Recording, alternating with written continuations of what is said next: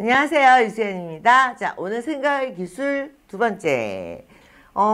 자기 분석이 너무너무 중요하다는 건 마인드맵에서도 계속 설명을 드렸어요. 왜 그러냐면 사람들은 좋은 직장을 찾으러 다니면서 이직을 하고 다녀요. 그 이유는 내가 내 재능을 못 찾고 내 꿈을 못 찾고 내가 원하는 것을 못 찾은 상태에서 사람들에게 좋은 직장이죠. 그게 나한테 만나는 보장은 없는 거예요. 그래서 일단은 나를 알아야 돼. 그래야지 내 행복의 첫걸음이 시작이 되거든요. 내 재능과 나의 장점과 나의 꿈과 나의 일, 이런 것들이 다 같은 방향을 향해 가고 있을 때 우리가 이제 성공을 향해서 한 발 한 발 이렇게 갈 수 있는 거니까. 그랬을 때 마인드맵을 저번 시간에 우리가 했어요. 기억나시는지 모르겠습니다. 다른 사람들 마인드맵을 갖고 얘기하면 아무래도 개인정보니까 제 걸 갖고 계속 얘기를 할 거예요. 그래서 제 마인드맵을 이용해서 오늘 배워볼 건 수학 분석. 수학 분석은 기업만 하는 거 아니에요? 절대 아니에요. 나만의 수학 분석. 세상은 나로부터 시작돼요. 내가 수학 분석이 안 되는데 뭐 누구를 분석을 합니까? 그래서 나를 수학 분석을 해서 나의 장점과 나의 인생의 전략과 이런 것들을 이제 찾아볼 거예요. 자, 이 마인드맵은 저번 시간에 제가 했던 거예요. 마인드맵을 했으면 분석을 해서 결과가 나와야 될 거 아니에요. 결과가 나와야 거기서부터 또 시작을 할 거 아니에요. 그러면 내가 내 마인드맵을 봤어요. 근데 단점이 자발적인 인간관계가 없다. 이게 단점이네요. 그러니까 내가 먼저 다가가거나 그러지 않는다는 거죠. 그리고 화려함을 좋아하고 강점이 이렇게 분석이 되어 있고요. 실행력은 강하다. 책임이나 이제 희생에 민감하다라고 이렇게 되어 있는데, 이게 아무래도 제가 어렸을 때부터 외국 생활을 오래 하고 그래서 책임감이나 독립심이나 이런 건 강한데, 이제 장려고 IMF 겪고 요즘 뭐 코로나 사태 막 나 하나 먹고 살기도 너무 힘들어. 이런 세상에 이제 누구를 위해서 희생하는 게 나는 사치라고 느껴지는 거예요. 아직도 나 하나 건사도 못하면서. 그래서 그런 거에 굉장히 민감하다. 그리고 또 단점이 있네요. 배려가 부족하다. 좋은 점은 독립심이 강하다. 뭐 이런 이제 장단점 분석을 이렇게 했어요. 그래서 마인드맵의 분석 결과를 가지고 이 부분을 채워놓는 거예요. 이 부분은 내부적인 거기 때문에 마인드맵을 가지고 우리가 분석을 할 수밖에 없어요. 이거는 그리고 제발 남들한테 가서 나는 잘하는 게 뭔 것 같아? 나는 좋은 점이 뭔 것 같아? 물어보지 마시고요. 본인이 분석을 하세요. 그런데 요 opportunity하고 threat, 얘는요 일단은 외부에서 나오는 건데, 중요한 건 그러면 막연한 외부냐? 그건 아니라는 거예요. 이 외부라는 거는 내가 가고자 하는 업종들을 얘기하는 거예요. 업종들마다 나한테는 어떤 기회가 있느냐, 이 업종에 따라서 나의 성향에 맞는 어떤 기회가 있을 수 있고, 내 단점과 그 threat, 위협에 관련된 게 연결되는 업종이 있을 수도 있고, 그러니까 업종하고 같이 분석을 하는 거거든요. 이게 원래는 자기 분석이 한 장으로 나오는 게 아니라, 마인드맵은 한 장으로 나왔지만 수학은 여러 장으로 나오게 돼 있어요. 좀 이따가 오퍼추니티하고 트리트를 찾는 방법을 알려드릴 건데, 그 전에 일단 이 얘기를 한번 해보죠. 이게 기업들도 전략이란 걸 쓰죠. 우리도 전략이란 걸 써야 돼요. 내가 나를 경영하는 데 있어서 나의 전략이 있어야 될 거 아니에요. SO 전략이라는 건 강점과 그리고 기회, 그러니까 단점이나 뭐 위협이나 이런 거는 모르겠다.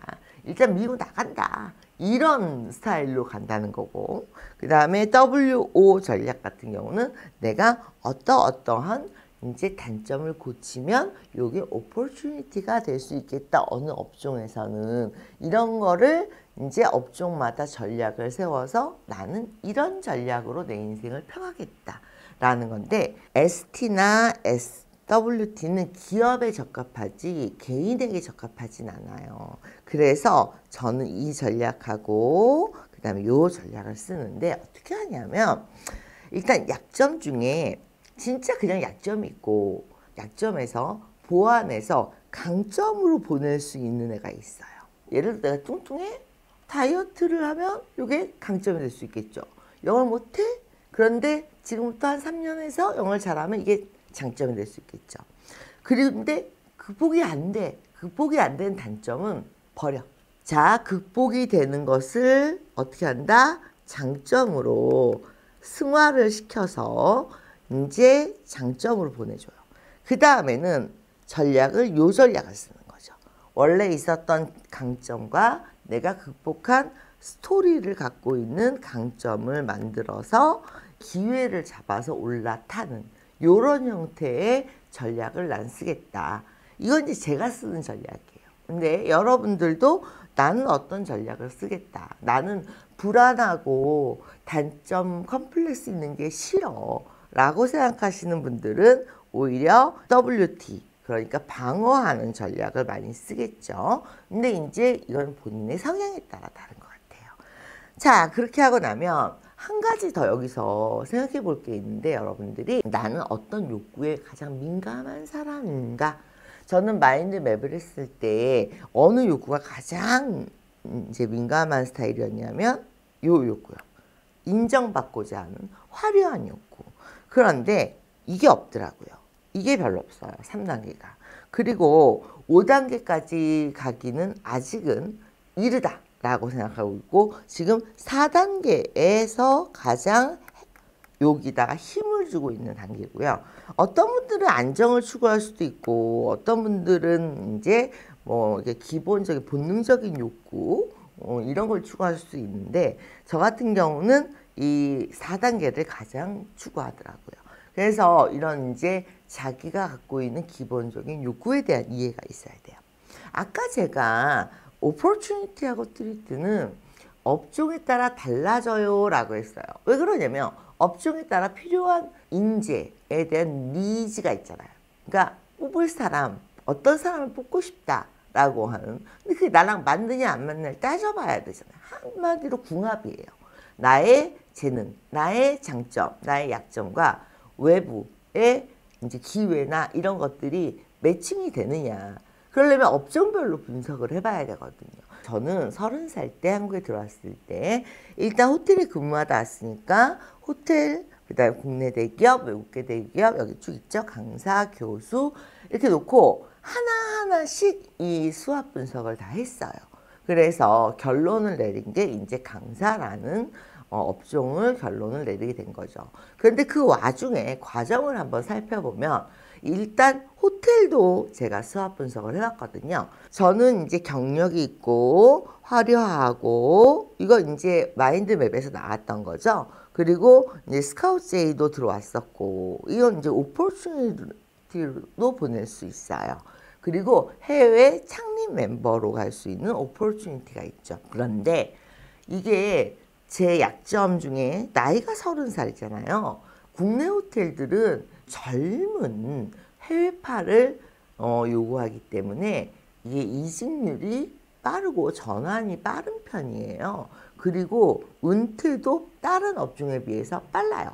그렇기 때문에 제가 시작하기에는 나이가 많이 늦은 상태의 업종이고요.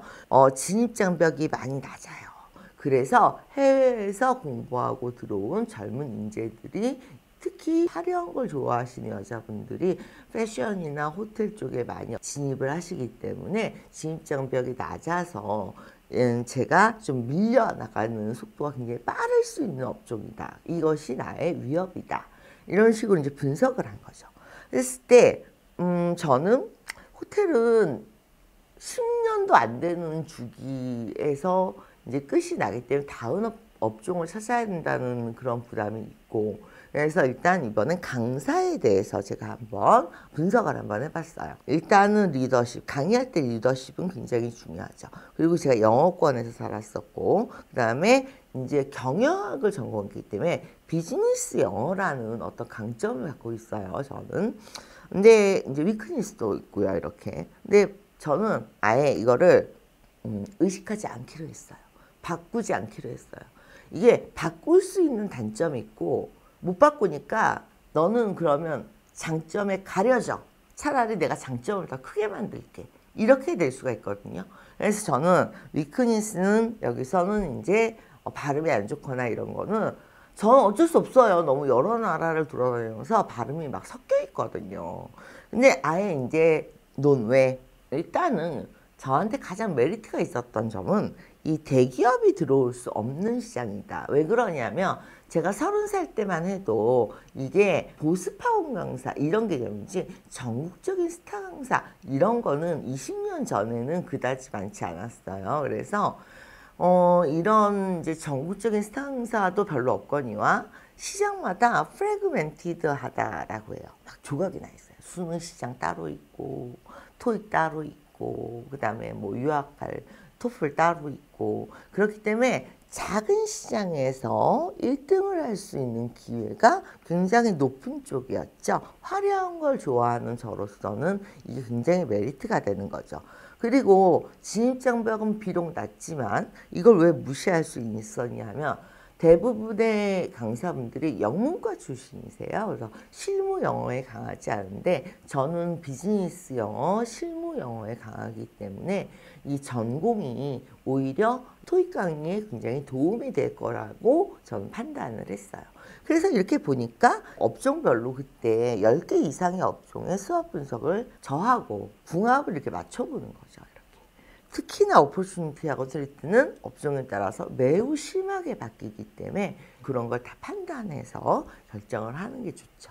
그래서 여러분들도 소 전략이 저는 개인적으로 가장 이제 쓰기에 좋은 전략이 아닌가 싶어요. 특히 엔잡러들이나 앞으로 이렇게 내가 리더가 돼서 창업을 하신다든가 뭐 이런 생각 갖고 계시는 분들 이런 분들은 위크니스의 일부를 스토리로 다시 강점화시킨 후에 소 전략을 쓰시는 게 가장 치고 나가기에 좋은 전략이 아닐까. 이건 저의 성향에 맞게 분석을 한 거니까 여러분들 성향은 어떨 것 같은지 만약에 상담을 해보고 싶으시면 마인드맵을 보내주세요. 왜냐하면 수학 분석도 그렇고 마인드맵 분석도 그렇고 분석은 제가 해야 돼요. 여러분들은 익숙하지 않으실 거예요. 그래서 본인의 마인드맵을 보내주시면 제가 거기서 장점과 단점을 찾고 그 다음에 가고 싶은 업종이나 이런 것들에 대한 사연을 좀 보내주시면 업종에 맞춰서 제가 전략을 좀 짜드릴 수 있을 것 같아요. 네, 오늘 두 번째 분석. 재능하고 일하고 매칭을 시켜야 돼요. 꼭 결혼만 중매하나 나와 일도 매칭이 되어서 궁합이 잘 맞아서 승승장구하고 잘 나가야 되잖아요. 그러니까 우리가 한번 개인적으로 노력해 보셔도 좋고요. 일단 오늘 두 번째 단계까지 우리가 배워봤습니다. 오늘 강의 여기까지 하겠습니다. 오늘 완전히 강의였으니까. 예, 그리고 마인드맵 많이 보내주시기 바랍니다. 네, 수고하셨습니다.